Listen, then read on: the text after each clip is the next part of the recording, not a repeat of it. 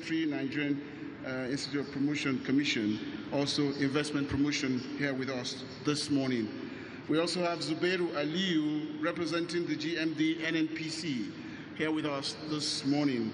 Mr. Verma, CEO, President of Shivya Natural Bio Limited, India, and Pulses Pharma. And I also recognize with us Umaru Buhari Safana, representative of the Honorable Minister, Federal Ministry of Industry, Trade and Investment, Dr. Okechukwu Enelama. Thank you for being part of it this morning. And quickly to recognize one of us here, who is also, in the service of government, and that's talking about recognizing the minority leader in Kaduna State. We thank you for giving your support to this project. We're taking on the next item on our program, and which is the keynote address. Now, one of the finest of the traditional institution is being saddled with this responsibility. He is a man that when he lends his voice to any issue, Nigerians are all around bound to listen to him. And all times that he has taken on the podium, he has come out with solutions to problems of Nigeria, either in the economic sector or as it relates to the well-being of the Nigerian people. Distinguished ladies and gentlemen, our guest this morning who will be taking our keynote address is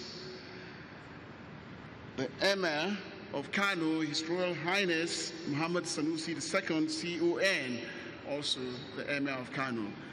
Sir. And he will be sharing his thoughts with us on the investment. He will be sharing his thoughts with us on promoting investments in the midst of economic challenges. Your Royal Highness, sir.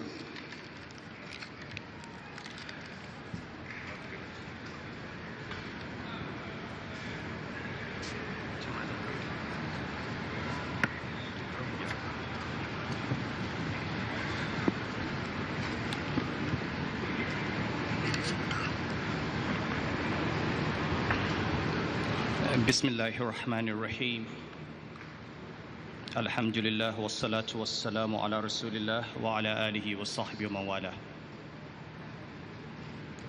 Your Excellency, the Executive Governor of Kaduna State, Malam Nasir Ahmed Al-Rufai,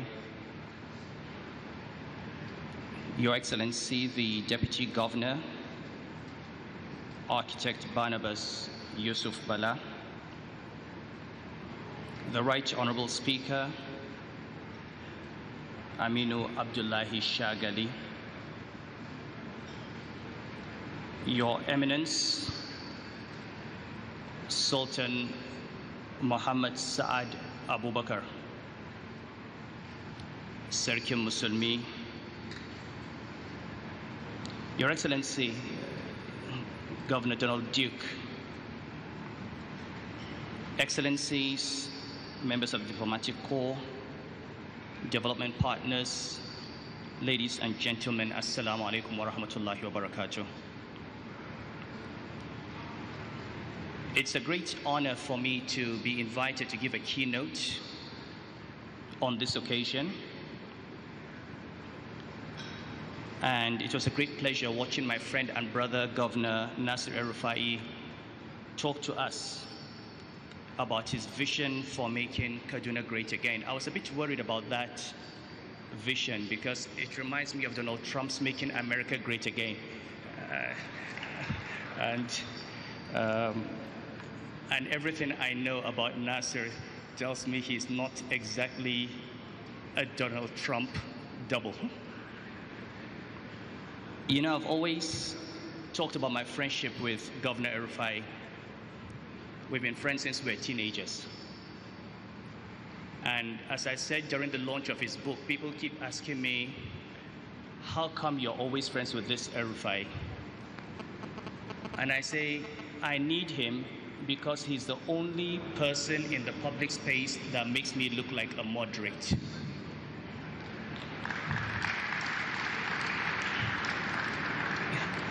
Usually people go to my friends and say, including the Sultan now, they go to him and say, look, talk to the Emir of Kano. And everywhere, talk to the governor, say, talk to your friend, he's too radical. But what I find is that people come to me and say, please talk to your friend Nasser. You know, he's so, and so long as I continue to have that, you know, I'm comfortable that I'm not the most extreme and most radical public officer, so I have to keep close to Governor Nasser. I've been asked to speak on promoting investments in the midst of economic challenges. And maybe we should look at what these economic challenges are and take a broad view of the environment in which we are, because we can't just talk about Kaduna State. Kaduna State exists in northern Nigeria exists in Nigeria exists in Africa, and Africa is part of a global economic infrastructure. So as we look at the investment environment in the world, we've got to look at what is happening in other parts of the world. What are the implications of a Donald Trump presidency and a return to US isolationism? What are the implications of Brexit for Nigeria, for the European Union? We have elections happening all over Europe. We don't know what they're going to come up with. From the perspective of progressives and liberals, we've had a very good election in the Netherlands. We had a big scare, but Germany and France are still up in the air. We have a world that has seen of recent the emergence of hard right-wing leaders, and some have hardened as the years have gone by. So look at Turkey, look at Russia, look at Israel, look at China, even South Africa. Now, what does this say for the world in which we live? For multilateralism, for cooperation, for an interest in development, and for the big issues around poverty, unemployment, and so on. Now, obviously, still in the tail end of a global crisis, started since 2008, we're not really out of it. US interest rates have gone up, which is a sign that US economy is growing. There are signs of slow recovery in Europe. Our own economy, Nigeria, is in recession. Let me start by saying that I will try very, very hard not to offend anyone. And let me, in any case, apologize in advance in case anyone is offended by what I have to say. So let's look at Nigeria, because this is the environment in which we live. We have a lot of good news coming out. You can see from the IMF Article 4 consultation, it's not as negative as it should have been in the light of certain recent developments. But the environment remains challenging. Money supply growth, an inflation rate of almost 20%, multiple exchange rates, which are now beginning to see some convergence. The bad news politically. If you've been reading Nigerian newspapers for the last 2-3 weeks and watching Nigerian TV and following Nigerian social media, you would be concerned about the leadership. The conversation is not about electricity, about infrastructure, about education, about healthcare. In the last 1 month, all the conversation is about the National Assembly, the executive, the judiciary, conflicts between this politician and that politician, confirmation of EFCC. There has been no serious conversation around the people, which is why I decided that I would attend this, because this is the first conversation I'm seeing that actually is not about politicians fighting each other.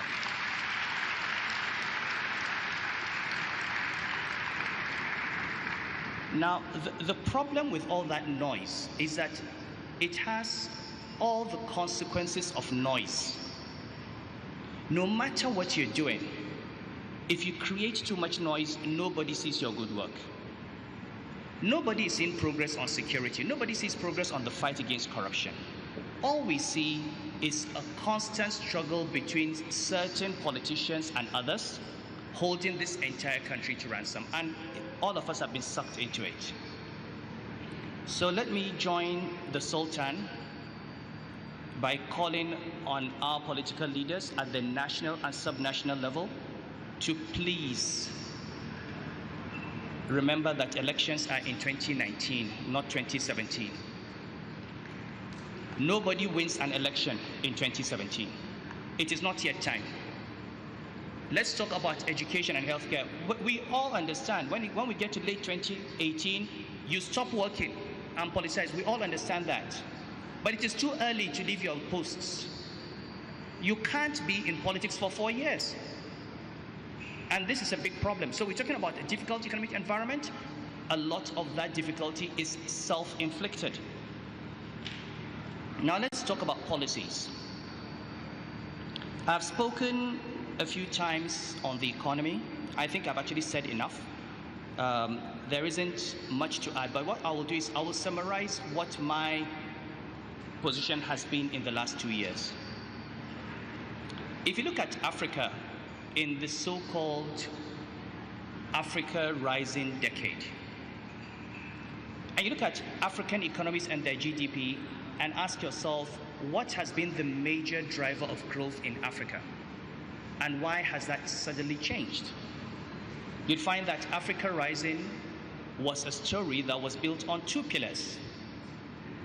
The first pillar was rising commodity prices, occasioned partly by the rise of China, the strength of Chinese and Indian growth. The second was rising debt. Because what happened was after the Paris Club and London Club negotiations, after the HIPC programs, African economies found themselves deleveraged, and then they quietly went on a borrowing binge, borrowing domestically to fund recurrent expenditure, and that fueled growth. And that was true of Nigeria, as was true of many other commodity producing African countries. Now, as a country, we need to understand that the growth of Nigeria in the periods of high growth was driven largely by rising commodity prices and debt. And that model has now reached the logical limits. The collapse in oil price has made that very obvious. Today, if you're looking at debt, if you take the IMF Article 4 consultation report, the federal government of Nigeria is spending 66% of its revenue on interest on debt. 66%. Which means only 34% of revenue is available for capital expenditure, for recurrent expenditure, and for development. That model cannot work. If you look at the 2017 budget of the federal government, and I don't know if people are looking at those headline numbers, and I sometimes wonder what Nigerian economists are doing. The 2017 budget presented by the federal government, the amount earmarked for debt service is in excess of the entire non-oil revenue of the federal government. But that's not the problem. The problem is that it is also a budget that also goes for even more debt. So if you're paying 66% of your revenue as interest and you add more debt, where do you stop? 70%, 80%, when do you stop? And the key to fora such as this is that as a country at the national level and as state governments at the subnational level, we need to understand that the model of government borrowing and spending has reached its limit. Growth can only come from investment. Growth can only come from investment. It cannot come from consumption. It cannot come from the government balance sheet because government doesn't have money. It cannot come from borrowing because you cannot borrow unsustainably. And everybody from the federal government to the state and local government has to ask one question and one question only. How do I make Nigeria, how do I make my state, how do I make my local government, my emirate, the attractive destination for the scarce capital flying around the world? And I honestly do not think either at the national or at the, and I have the head of NIPC here, I stand to be corrected. I don't think that mindset change has happened. And the way to see it is to look at the budget. If you're still borrowing money to finance infrastructure, then you're still in that mindset of borrow and spend. We have governors. They go to China, spend 1 month on a tour of China, and what do they come back with? MOUs for debt. China will lend you $1.8 billion to build light rail. You know, this light rail will be done by, the rail will come from China, the trains will come from China, the engines come from China, the labor comes from China, the driver is Chinese. At the end of the day, what do you benefit from it, your citizens? You ride on a train. And when you ride on this train, if you're in northern Nigeria, if you're in a state like Kano or Kaduna, if you ride on a light rail train, where are you going to? You're not going to an industrial estate to work. You're not going to school. You're not going to the farm. You borrow money from China to invest in trains so that your citizens can ride on the train and go for weddings and naming ceremonies. Because that is all that is happening. There is no economy. Why do you want a train if you don't have an economy? And, you know, these are what we, because at the end of the day, a nation and a state is only transformed by vision. Once that vision is flawed, every single thing that follows from that logically collapses, which is why I like the idea of an investment company, because anyone who is interested in bringing in investors, anyone who's, like we listened today, saying, come and invest in Kaduna, has already made that mindset change and said, you know what, the growth of my economy is not going to come. It's not going to come from me borrowing money.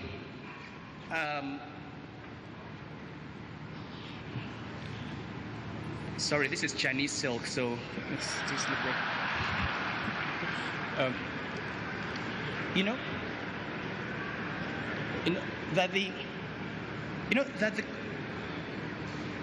you've made the mindset that the growth of my state is not going to come from me going to burden my balance sheet with even more debt to build roads. Why do you want the government to build power plants? Why do you want the government to build rail lines? If these rail stations, if this light rail is profitable, make it possible for a private investor to come and build it. Now, I say this because in northern Nigeria in particular, the governments need to conserve their resources for those areas where government has failed in the last few decades. We need to invest in education. We need to invest in healthcare. We are in denial. The Northwest and the Northeast, demographically, constitute the bulk of Nigeria's population. But look at human development indices. Look at the number of children out of school. Look at adult literacy. Look at maternal morbidity. Look at infant mortality. Look at girl-child completion rates. Look at per capita income. The northeast and the northwest of Nigeria are among the poorest parts of the world. Not just Nigeria. As far back as 2000, I looked at the numbers. Borno and Yobe states, UNDP figures go back to Human Development Indices 2000. Borno and Yobe states, if they were a country on their own, were poorer than Niger and Cameroon and Chad. Nobody saw this because we're looking at Nigeria as a country that averages the oil-rich Niger Delta, the industrial and commercial-rich Lagos, the commercially viable Southeast, and you have an average. Break Nigeria into its component parts, and this part of the country is among the poorest. If it were a country, would be one of the poorest nations in the world. And we do not realize we are in trouble. Oh, by the way, I see that when Governor Erufai said they have moved the movie production to Kaduna, all the TV cameras turned on me. Let me remind everyone that I publicly opposed that opposition to the movie industry. Because as an economist,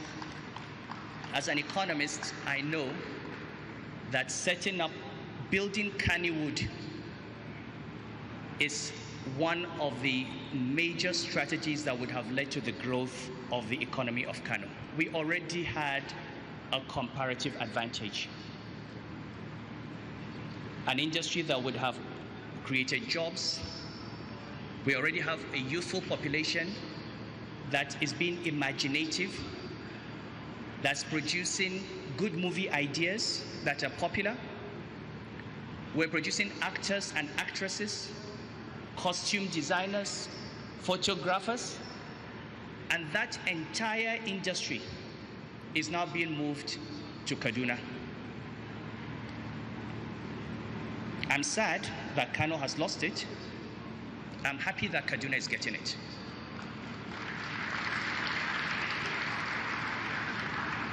But this brings me to the next level of discourse at the subnational, which is northern Nigeria, because we need to understand the root of the problems of northern Nigeria. Kannywood is one example. Many years ago, maybe a decade, a little more than a decade ago, in Kano, a state governor who was a university graduate, who was a teacher, organized a public event at which books written by northern Nigerian authors were burnt. We set fire to books. You know, the kind of thing the medieval church used to do in the Dark Ages, burning books of science. It happened in Kano. Burning books. What is the crime of those books? They're writing about something called soyayya. And love apparently is supposed to be a very bad word. In a society where you don't love your woman and you don't love your children, you allow them to beg, you beat up your woman, why should anyone talk about love? Why? Because we have adopted an interpretation of our culture and our religion that is rooted in a 13th century mindset that refuses to recognize that the rest of the Muslim world has moved on. Today in Malaysia, you wake up and divorce your wife, that's fine. But you give her 50% of all the wealth you acquired since you married her. It's a Muslim country. In Nigeria, you wake up after 20 years of marriage, you say to your wife, I divorce you, and that's it.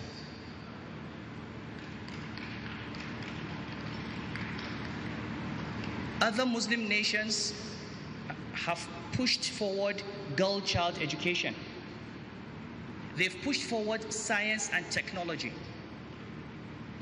They've pushed forward the arts. And you know, we have this myth in northern Nigeria where we try to create an Islamic society that never existed.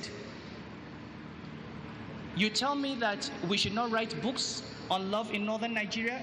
I don't know how many of you have read 1001 Nights? Have you heard of it? 1001 Nights, a book of Arabic love and erotica. That entire story was around the palace of the Caliph Harun Rashid, an Abbasid Caliph. The scholars that lived in the Abbasid period that we are quoting, the great scholars were alive when 1001 Nights was written. We are fighting culture, we are fighting civilization. Now, this is the context that Kaduna State finds itself in, where the greatest challenges we have are: one, we must wage an intellectual war, because Islam is not univocal. There are many voices, there are many interpretations, there are many viewpoints. And we have for too long allowed the most conservative viewpoint to be in ascendancy. And the consequences of that is that there are certain social problems. In 1960, land per rural hectare in Nigeria, per rural dweller in Nigeria, was 2.0 hectares.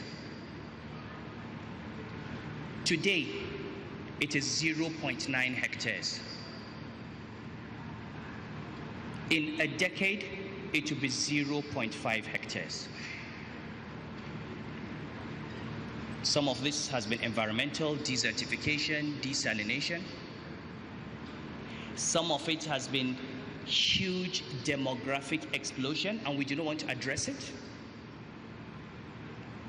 The age at which girls get taken out of school and married, the number of children that they have, having babies every year, the number of wives that people marry when they cannot maintain them and their children.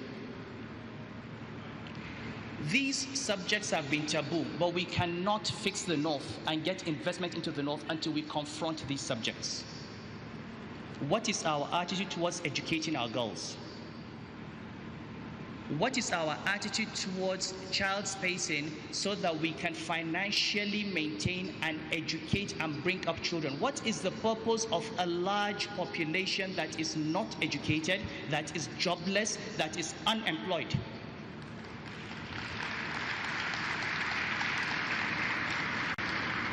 Of what benefit is it to the North to have 3 million children out of school, roaming the streets begging? I can't conceivably think of any benefit to us as human beings, or as Nigerians, or as Northerners, or as Muslims, of having this army of unemployed beggars. And the system cannot cope. You have 250,000 out of school children today. You build the schools. By the time those schools are built, you have 500,000 waiting on the doors. So there has been, for me, in northern Nigeria, a complete failure of social policy. And for us to address social policy, we have to reclaim our religion. We have to look at what our religion actually says as opposed to what culture says. And we have to have the courage to go through the path that all societies went through, which is to stand up and challenge intellectually worldviews. I mean, some of the examples are horrendous. I'm sorry, but a current issue yesterday, if it is true, what I read, 200 people die of meningitis in a state. The governor was asked, and he said, it is God's curse on us for the sins. For the sin of fornication, which apparently does not happen in America, which is why they don't have meningitis. I mean, look,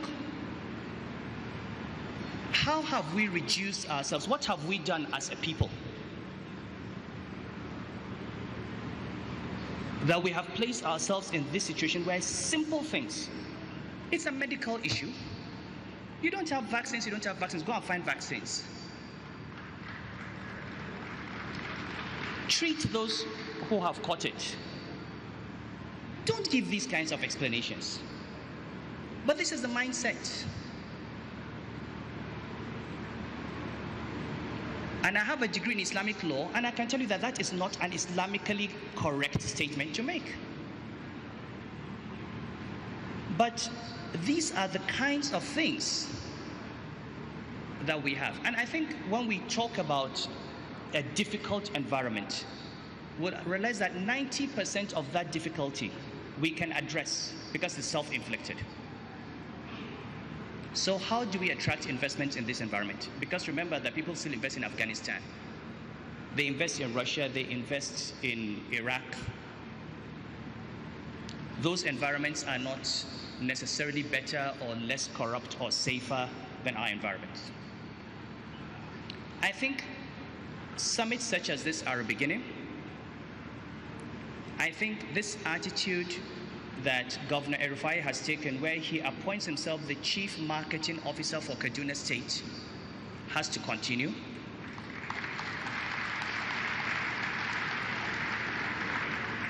Because I spent many years as a banker, and as a Chief Risk Officer, and I did road shows. And I know that investors want to talk to the person who is responsible for policy, look into his eyes, listen to him and say, can I trust this man? And that is far more important than what they read in newspapers.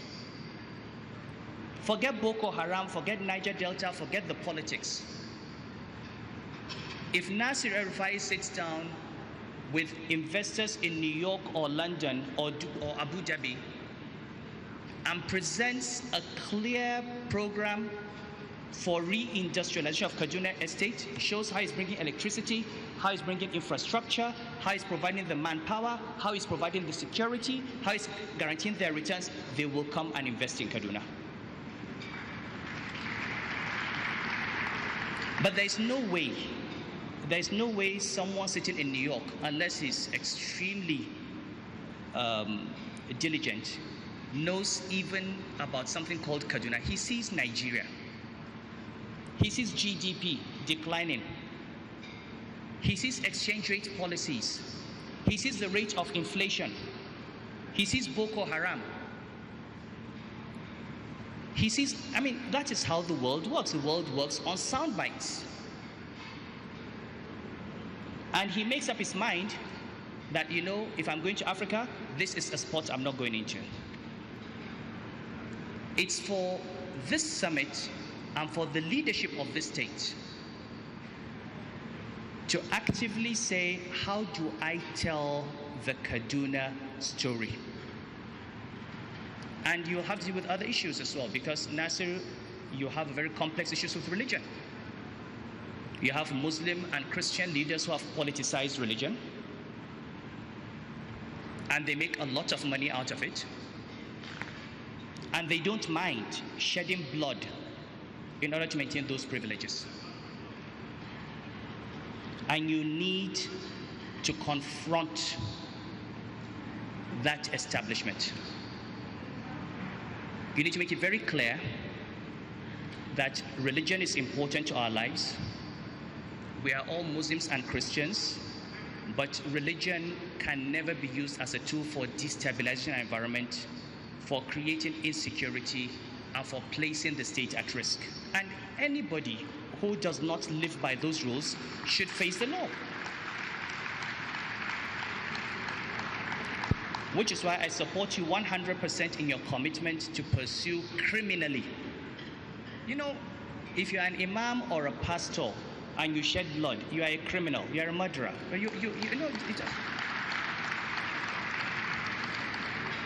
No one doubts that you're an imam or a pastor. No one doubts your knowledge. But your knowledge is one thing. The act of killing a human being is not knowledge, it is a crime. And you should go to jail for it. You can be a pastor in jail. You know, so, you know, until we have governors who are ready to stand up and say, you know what, there is a limit to how much we are going to just fold our arms and allow human beings appropriate our own religions for selfish reasons and create insecurity, chase away investors, kill human beings, make life difficult for everybody. And in all this time, they're getting richer and richer. Most of them did not do, there's nothing in the wealth that they have that can be linked either to their level of education or even to their knowledge of the religions that they preach. It's all politics. And this is one good thing that I commend you for. I commend you for your investment in education. I commend you for your clear articulation of policies. I commend you for your bilateral engagement with investors. And as your friend who is more moderate than you, I urge you to be a little more moderate.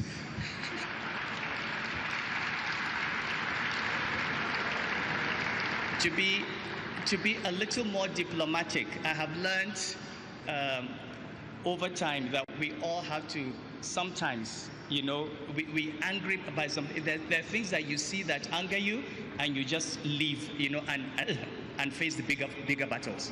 I know you like fighting every battle. As your friend, I say, identify the big ones, learn to tolerate the small ones. Pass some to your deputy governor.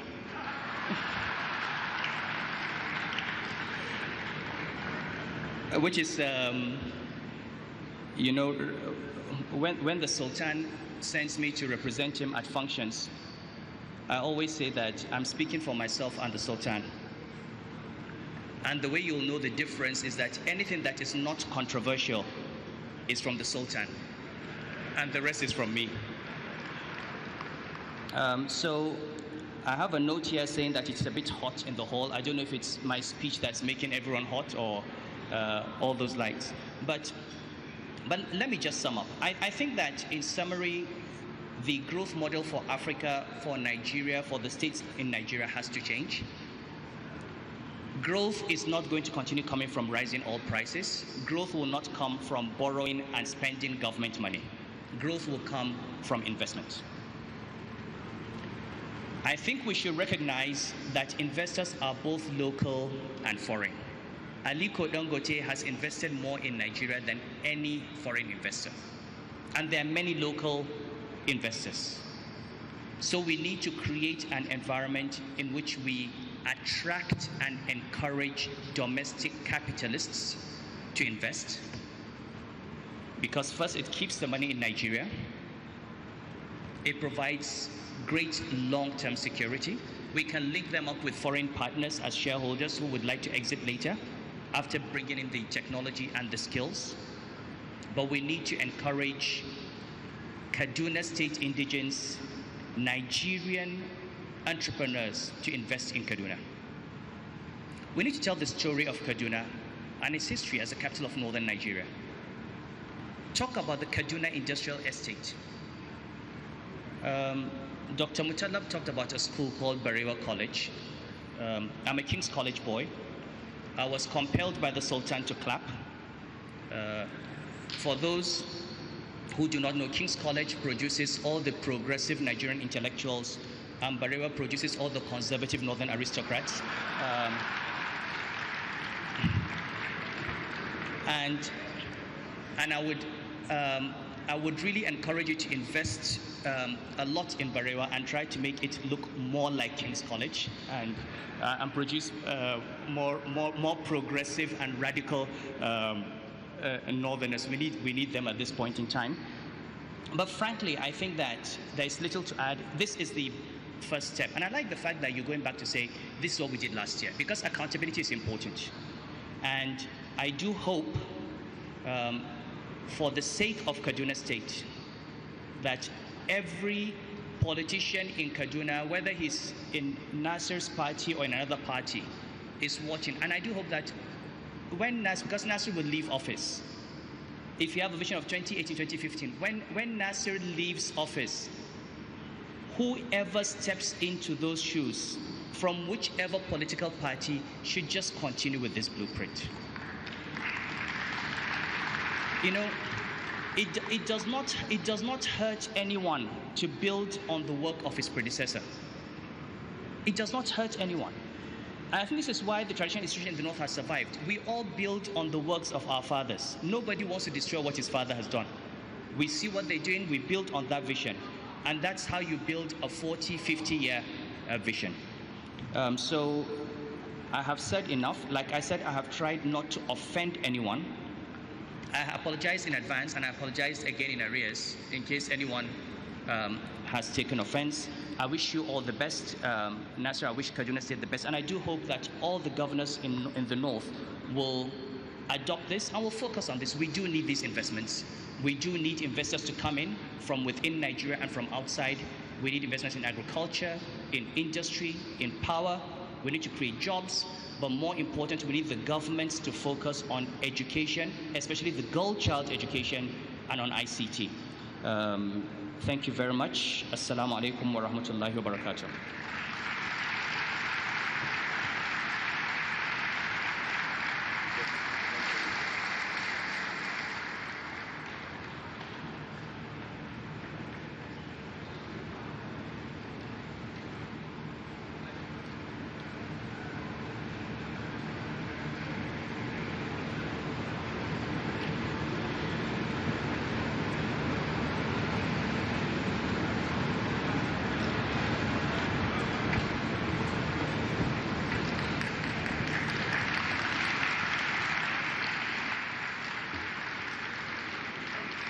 Yes, I can see that. A standing ovation for His Royal Highness the Emir of Kano,